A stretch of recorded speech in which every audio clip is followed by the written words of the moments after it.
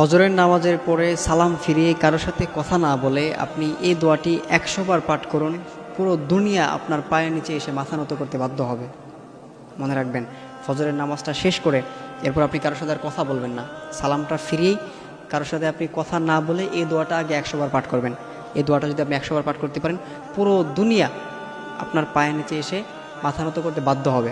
আমাদের মধ্যে অনেকেই আছেন না, যারা বিভিন্ন সমস্যার মধ্যে পড়ে আছেন, বিভিন্ন ক্রাইসিসের মধ্যে পড়ে আছেন, কত দিক দিয়ে যে দৌড়াচ্ছেন, বাট কোনো কাজ হচ্ছে না, কোনো দিক দিয়ে আপনি সিস্টেম করতে পারতেছেন না। দেখা যায় আপনার রিজিকের মধ্যে বারাকা নাই, এই বিপদ ওই বিপদ, একের পর এক অসুস্থতা লেগেই আছে, সমস্যার পর সমস্যা লেগেই আছে, হতাশার পর হতাশা লেগেই আছে।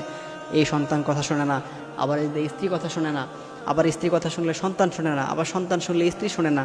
আছে না, অনেকেই কত সমস্যার মধ্যে পড়ে আছেন। এই যে আপনার যে এভরিথিং যে সমস্যাগুলো আছে, সব সমস্যা দূর হয়ে যাবে আপনি যদি ফজরের নামাজের পরে সালাম ফিরিয়ে এই একটি মাত্র দোয়া আপনি ১০০ বার পাঠ করতে পারেন।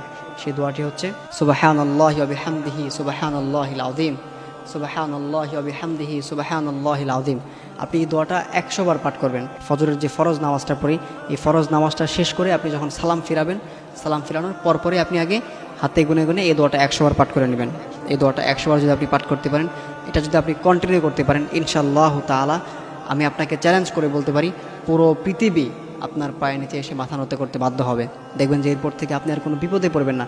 আল্লাহ আপনাকে সকল বিপদ আপদ থেকে রক্ষা করবেন, আল্লাহ আপনাকে সকল বিপদ আপদ থেকে হেফাজত করবেন।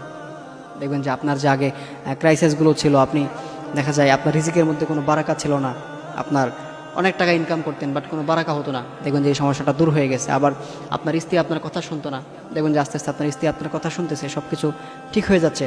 আবার দেখা যায় যে আপনার সন্তানগুলো আপনার কথা শুনতো না, দেখবেন যে তারাও আপনার কথা শুনতেছে। আবার দেখবেন যে আপনি যেখানে জব করতেন বা আপনি যেটাই করতেন, আপনাকে কেউ পাত্তা দিত না, তেমন একটা আপনাকে গুরুত্ব দিত না, কিন্তু দেখবেন যে সবাই আপনাকে আস্তে আস্তে রেসপেক্ট করা শুরু করবে, সবাই আপনাকে আস্তে আস্তে সম্মান করা শুরু করবে। দেখবেন যে আপনার সমাজের মধ্যে আস্তে আস্তে দাম অনেক বেড়ে গেছে, এটা আপনি কল্পনা করতে পারবেন না। এই জন্য আমরা অবশ্যই ফজরের নামাজটা শেষ করে সালাম ফিরিয়ে আমরা এই আমলটা করব। এই দোয়াটা ১০০ বার পাঠ করবো ইনশাআল্লাহ তাআলা। সুবহানাল্লাহি ওয়া বিহামদিহি সুবহানাল্লাহিল আযীম, এই দোয়াটা আমরা ১০০ বার পাঠ করবো। এটা যদি আমরা পাঠ করতে পারি, পুরো দুনিয়া আপনার পায়ের নিচে এসে মাথা নত করবে ইনশাআল্লাহ তাআলা।